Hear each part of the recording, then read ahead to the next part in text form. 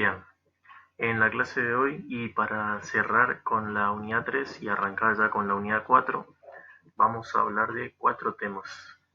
Por un lado vamos a hablar primero de lo que es la técnica del flare, después lo vamos a acompañar por otro de los métodos de preparación o técnicas que nos quedaba pendiente y que pensaba hablarlas cuando nos volviéramos a juntar, pero en este caso, bueno, les voy a dar vamos a hacer como una pequeña introducción que es la técnica del flameado.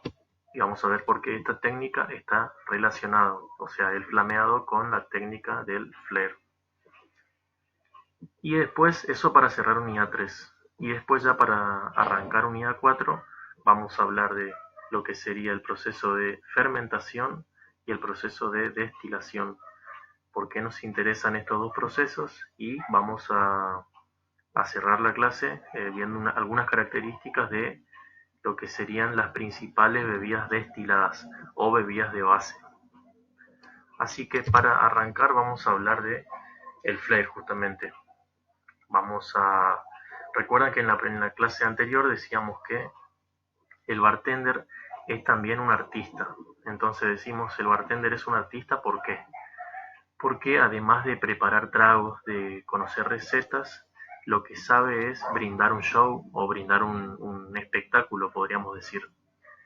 Eh, para contribuir a este espectáculo o a este show, una de las formas de hacerlo es manejando la técnica del flair.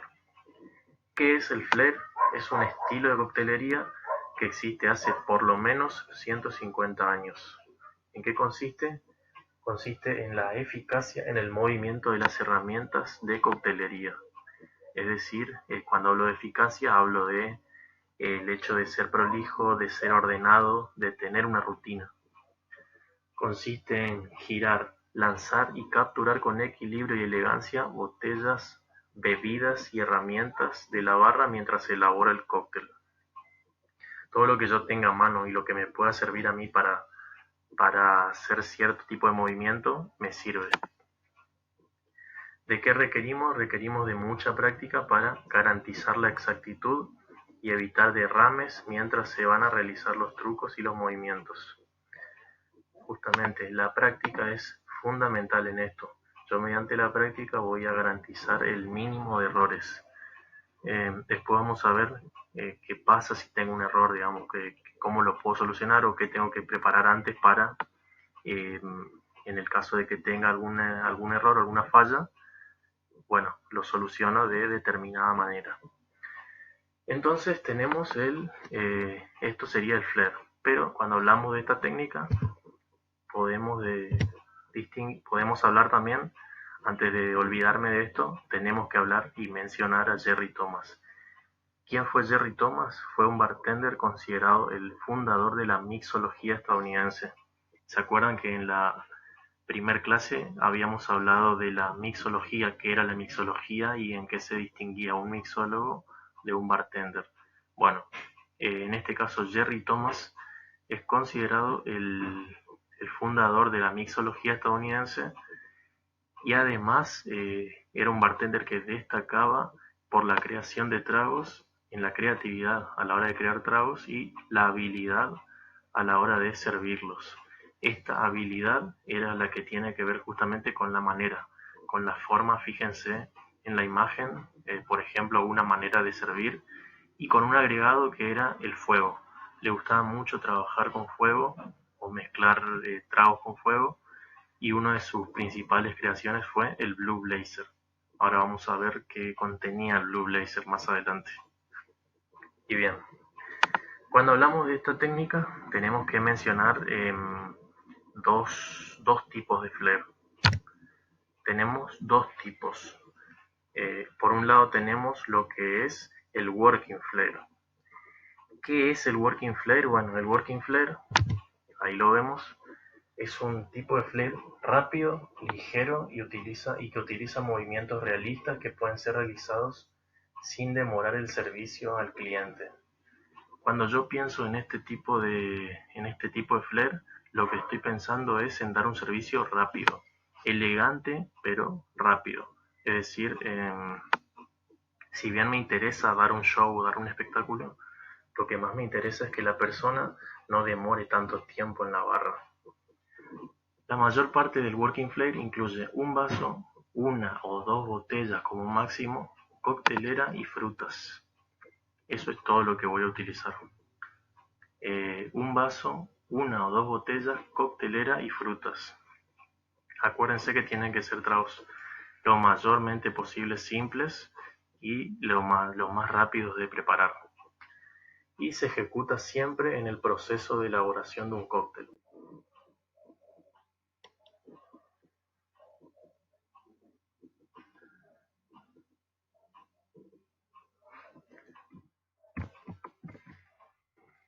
En segundo lugar, tenemos el flair de exhibición o exhibition flair. Como su nombre lo indica, este es un tipo de flair que se utiliza a modo de espectáculo, de exhibición y de entretenimiento en bares o competiciones. Es un tipo de técnica o de show que se toma mucho más tiempo y que no se preocupa tanto por servir al cliente, sino más bien por darle justamente un entretenimiento durante un cierto tiempo. Se requiere un entrenamiento mucho mayor porque incluye una rutina coreografiada y de mayor duración, y no se realiza en el día a día de un bar porque demora la atención al cliente. El flair de exhibición incluye trucos con 2, 3, 4 y hasta 5 botellas, nunca con más de 60 mililitros. Acuérdense que la mayoría de las botellas tienen alrededor de 700 mililitros y 1 litro. Y fíjense que de los 700 mililitros solamente tengo que tener 60 mililitros cargados. ¿Para qué? Para poder favorecer al giro y a la maniobrabilidad de mi botella. Lo que vemos acá es una botella de práctica. Como les decía, el flair, tanto el working flair como el flair de exhibición, me exige mucha práctica. Entonces, para eso tenemos estas botellas que lo que me van a ayudar es a que si se me cae 10, 15, 20 veces, no hay problema. La botella es de plástico, tiene más o menos el peso de una botella, se le puede cargar líquido y no se va a romper. Se puede caer muchas veces y no se me va a romper.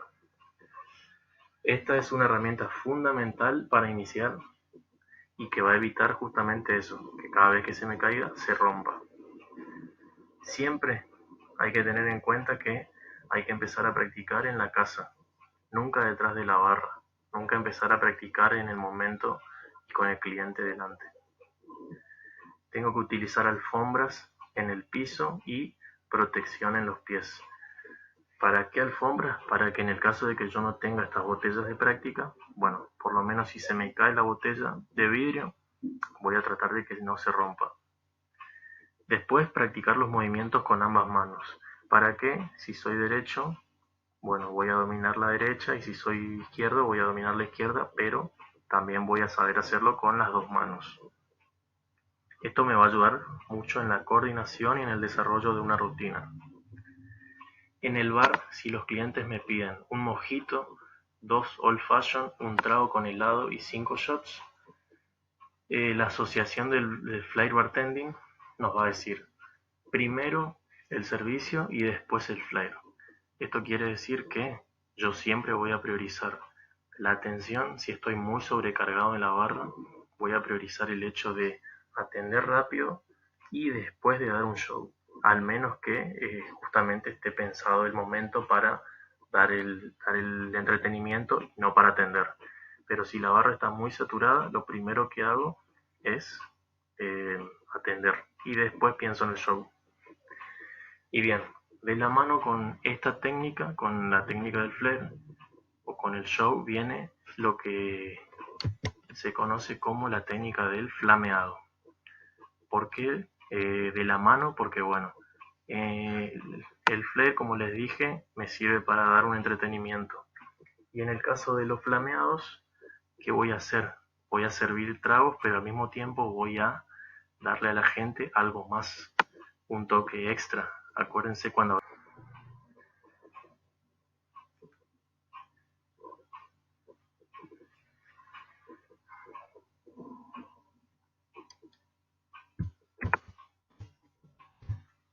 Entonces, al hablar de flameado, volvemos a hablar de quién, de Jerry Thomas. ¿Quién era Jerry Thomas? Como dijimos, era un bartender norteamericano considerado el padre de la mixología. Bueno, Jerry Thomas nace en 1830, fíjense, mediados más o menos del siglo XIX, en Nueva York, y recorre bares y hoteles de todo el país a través de su arte coctelero. ¿Qué pasa? En 1861, ya con 31 años, publica La Guía del Bartender. ¿Qué es La Guía del Bartender? Es el primer libro en la historia con recopilación de recetas de cóctel. En 1861 tenemos el primer libro que recopila distintas recetas de cóctel. Allí van a figurar, por ejemplo, cócteles como el Tom Collins y su famosa creación, el Blue Blazer. Fíjense, el Blue Blazer era un trago que llevaba whisky, agua hirviendo, azúcar y limón. Con esos 4 ingredientes y obviamente el agregado extra que era el fuego. Pero en este caso teníamos un trago fuerte, un trago, podríamos decir, mucho más de invierno, y al mismo tiempo tenemos un trago, eh, como vemos ahí en la foto, donde lo principal es dar un show. Lo principal es que la gente lo pida más que nada por el show, no tanto por el...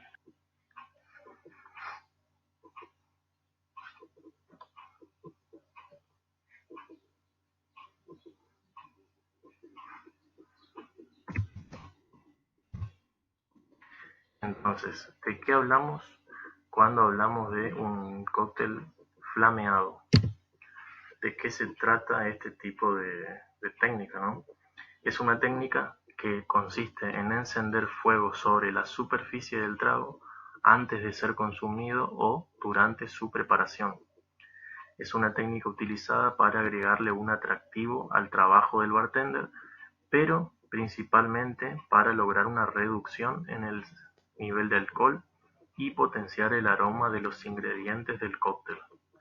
Entonces, eh, esta técnica yo la voy a utilizar justamente para eso, para darle un valor agregado a mi trago. Para darle un valor agregado, pero fundamentalmente para reducir el nivel de alcohol. Como yo estoy utilizando la mayoría de bebidas destiladas, bebidas de base, bebidas fuertes, lo que voy a hacer con el alcohol es reducir, con el fuego, perdón, es reducir la graduación alcohólica. Eso principalmente. Y después, ¿cuál es el secreto? El secreto está en la combinación de alcohol y fuego, por lo cual es recomendable siempre la utilización de bebidas con alto contenido alcohólico, como les dije. Por ejemplo, whisky, por ejemplo, ginebra, ron, tequila. Son todas bebidas que cuando yo las acerque al fuego se van a...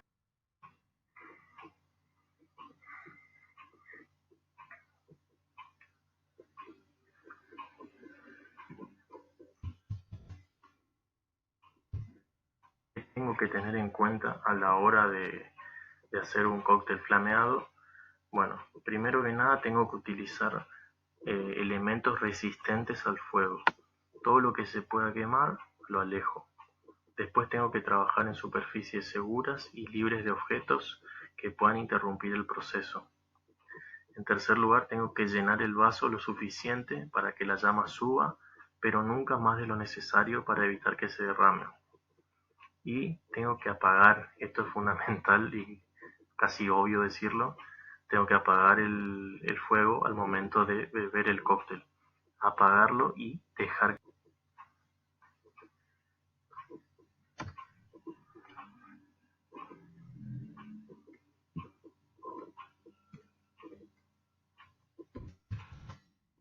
Entonces, hasta acá eh, lo que sería las dos técnicas que a mí me van a servir para eh, darle, como le dije, un atractivo más, un agregado más a mi atención o a mi trabajo detrás de la barra. Y por último, para cerrar la unidad 3, simplemente mencionarlo, después yo les voy a enviar bien detallado todo, pero mencionar lo que es el decálogo del barman. ¿Qué es el decálogo del barman? Bueno, son justamente, por así decirlo, las 10 normas o las 10 reglas principales y fundamentales que hay que seguir a la hora de trabajar detrás de la barra. Fíjense ahí, hacia muy grandes rasgos, tenemos, por ejemplo, no ofrecer nunca una copa sin una sonrisa, ser paciente con el que te ayuda en el bar, no hacer trampa con las bebidas, hacer del cliente un amigo y no del amigo un cliente, pensar esto que les decía, que el barman es un artista y que la coctelería es un arte que se nutre de espíritu, color, sabor, aroma y color. Perdón, espíritu, sabor, aroma y color. Esas 4 cosas siempre fundamentales. Y después, bueno, por ejemplo, hablar lo necesario y no escuchar lo ajeno, olvidando siempre las confidencias. Eh, Ser el más limpio, el más elegante y el más cordial, el más fino en todo momento y en todo lugar. Estas son algunas, ahí tienen las 10, pueden leerlas. Eh, Son las reglas o los principales exigencias que hay, en las que hay que pensar o las que hay que cumplir. ¿Se acuerdan que en la clase anterior hablábamos como características principales y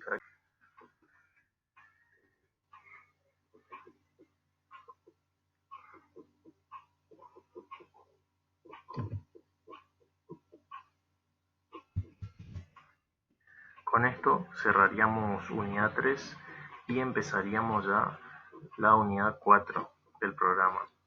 En unidad 4 lo que les decía que vamos a ver hoy es, por un lado, el método de fermentación y destilación y, por otro lado, lo que son las principales bebidas destiladas y sus características.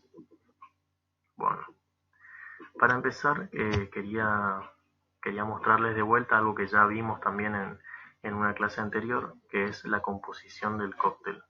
¿Se acuerdan que cuando hablábamos de composición del cóctel mencionábamos que tenemos un destilado de base, el cual es nuestro elemento preponderante y es de lo que vamos a hablar hoy también? Tenemos 1 o 2 licores, que es lo que le va a dar el color, lo va a endulzar a la vez que lo va a rebajar. Después tenemos algún tipo de agregado como gotas de limón, amargo o granadina, y en el caso de tragos largos se completa con gaseosa o jugo. Y por último, bueno, la decoración. Así tendría que quedar presentado nuestro trago. De esto habíamos hablado también en la primera clase, que era la composición del cóctel. Lo que nos interesa de esto es el proceso anterior a- al, al, al momento que la bebida.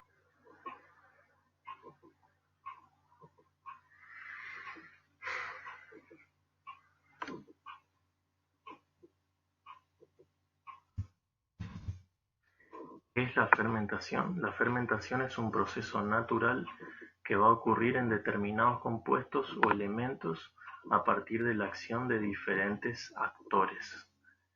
La fermentación tiene como agente principal a la levadura. Sin levadura no puedo tener fermentación o otros componentes químicos que también la podrían reemplazar.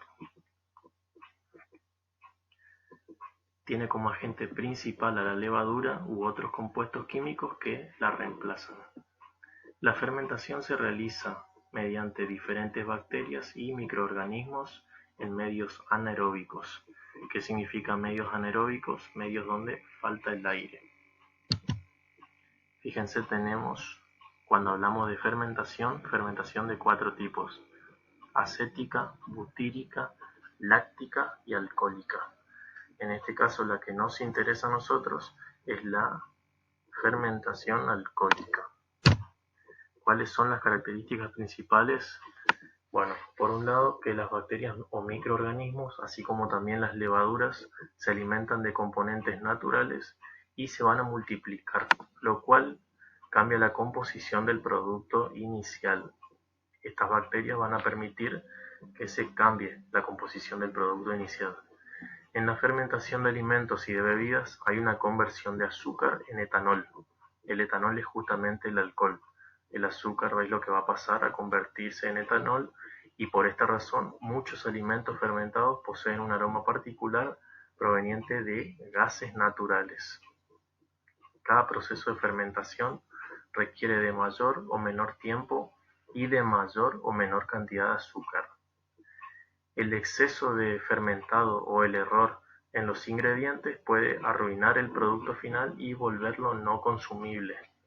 Es decir, el proceso de fermentación lo que va a hacer es convertir los ingredientes con los que yo empecé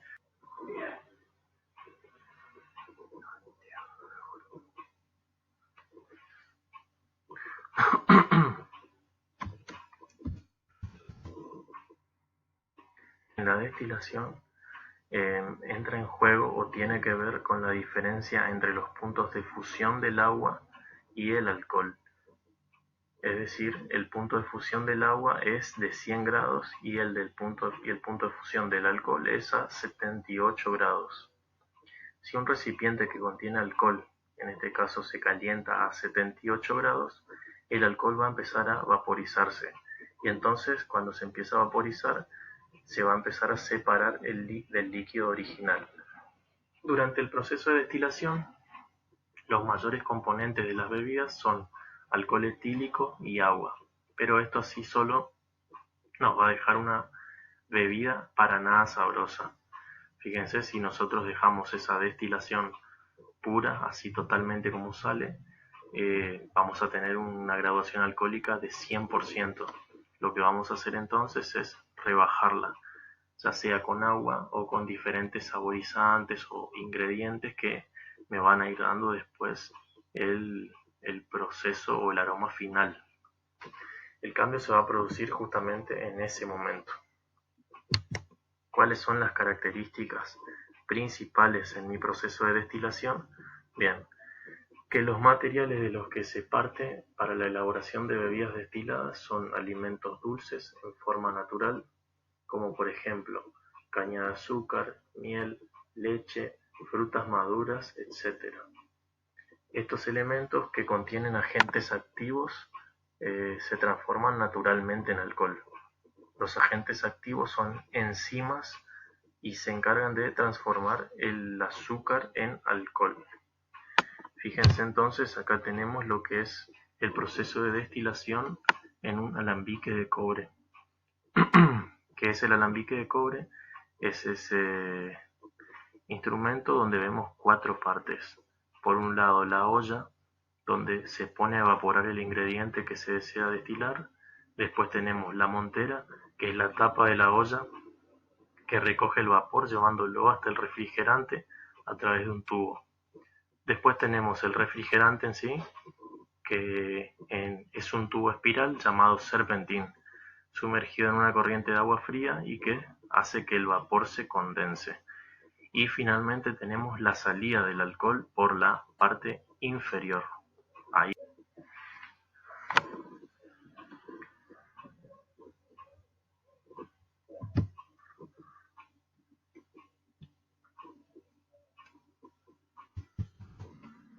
Entonces, una vez que tenemos ya el proceso de fermentación realizado y el proceso de destilación, y ya se mezcló la bebida con diferentes ingredientes y se le dio el sabor y está apta para la venta, es cuando podemos por fin decir, bueno, este es nuestro producto final. Y ahí hablamos de las bebidas destiladas ya en sí, entre las que podemos.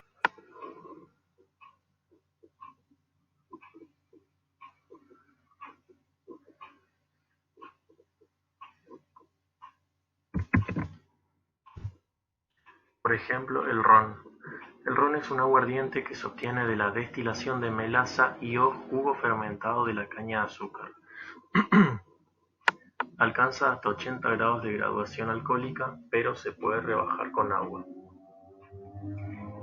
Generalmente se añeja en barricas de cobre o roble por diversos periodos de tiempo. Según el tratamiento, vamos a clasificar el ron en ron blanco, ron dorado y ron añejo. El ron blanco es un ron joven que no ha sido envejecido ni adicionado de caramelo. El ron dorado es un ron al que se le añade caramelo para obtener un color dorado. y el ron añejo es un ron envejecido como mínimo 3 años en barricas de roble ligeramente quemadas. Entonces, ¿cuál es el origen del ron? Según cuenta la historia, los árabes traen a España la caña de azúcar y la cultivan principalmente en las costas del sur. Cuando los cristianos conquistan Granada, se les ocurre hacer un licor con el dulce de jugo de caña, de modo que el ron más antiguo procede de allí. Los españoles, ¿qué hacen? Llevan la caña a Cuba, donde el clima es más apropiado y permite una mejor producción. Cuando los ingleses y franceses, más aficionados que los españoles a los licores de alta graduación alcohólica, se instalan en las Antillas, toman el cultivo de la caña para tener azúcar en su metrópolis y comienzan a destilar el ron. Entonces así empieza a darse.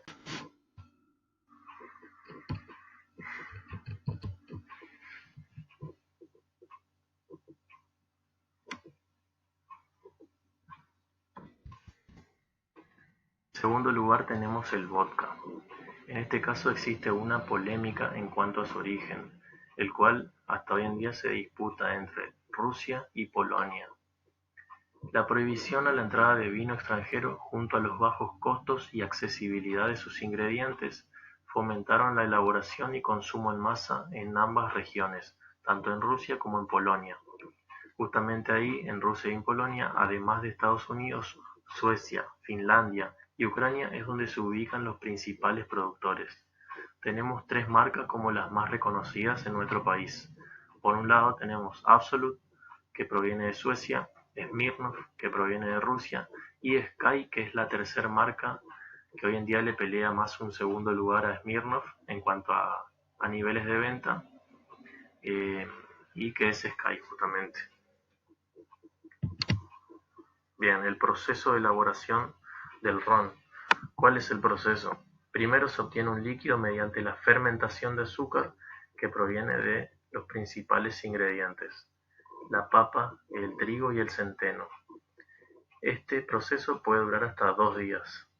El mosto obtenido pasa a ser destilado en alambiques de cobre y acero, donde se obtiene un líquido incoloro e inodoro con una graduación alcohólica próxima a los 100 grados y el cual se filtra para eliminar todo tipo de impureza.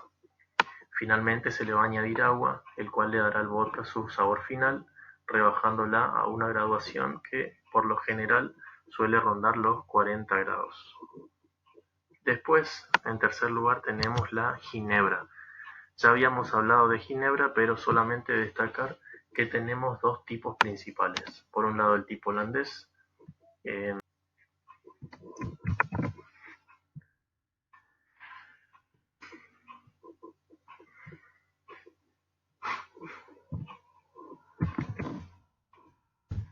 después tenemos el tequila. El tequila es un destilado originario del municipio de Tequila en el estado de Jalisco, México. Se elabora partiendo de la fermentación y destilado del jugo extraído del ágave tequiliana, planta que le da el nombre. La pureza del tequila consiste en estar hecho completamente a partir del ágave, es decir, mientras mayor cantidad de ágave tenga mi bebida, va a ser mucho más original. En México existe una norma que exige que para ser llamado tequila debe ser al menos 60% de agave. En tequilas mixtos, el agave se mezcla con jarabe de maíz o caña de azúcar. Fíjense, como vemos ahí,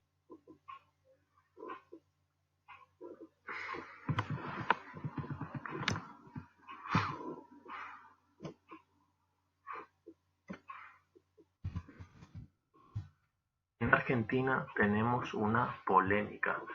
Esa polémica tiene que ver con que México denuncia a nuestro país de que al menos 9 marcas se venden como tequila original sin respetar las normas de origen. Algunas de estas marcas son alcohol simple sin ningún contenido de agave. Si se fijan, van a encontrar marcas como Conquistador de México, Sol Azteca, Águila Dorada y DF. Son todas marcas que se venden como tequila, pero que no respetan las normas eh, exigidas por el país, exigidas por México. Existe una normativa que se llama la denominación.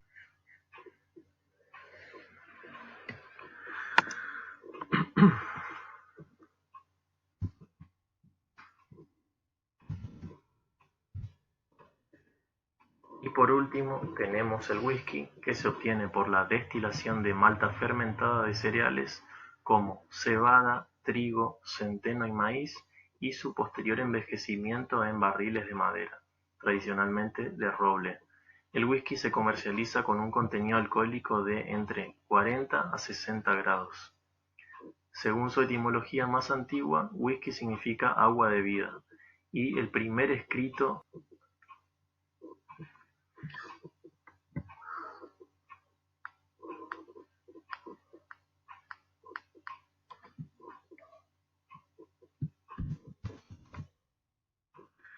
Entonces, tenemos esas bebidas como las principales o las más conocidas, destilados de base, y cada una con sus características, cada una con sus polémicas y cada una con sus distintivos. Bien, entonces hasta acá lo que quería ver hoy es un poco hablar de la técnica, hablar de las últimas características que nos quedaban por ver del flare, y al mismo tiempo arrancar con la unidad 4, una unidad donde hacemos más foco en lo que son los procesos para la obtención de las bebidas, y hablamos un poco más ya eh, de, bueno, nos queda por ver un método de preparación que es el método Frozen, que es un método que vamos a ver la próxima clase, y después ya estaríamos cerrando, tendríamos que hacer un repaso. Y finalmente, bueno, el día 31, como les dije, vamos a tener nuestro examen. Quédense tranquilos que vamos a poner un día y vamos a hacer un repaso general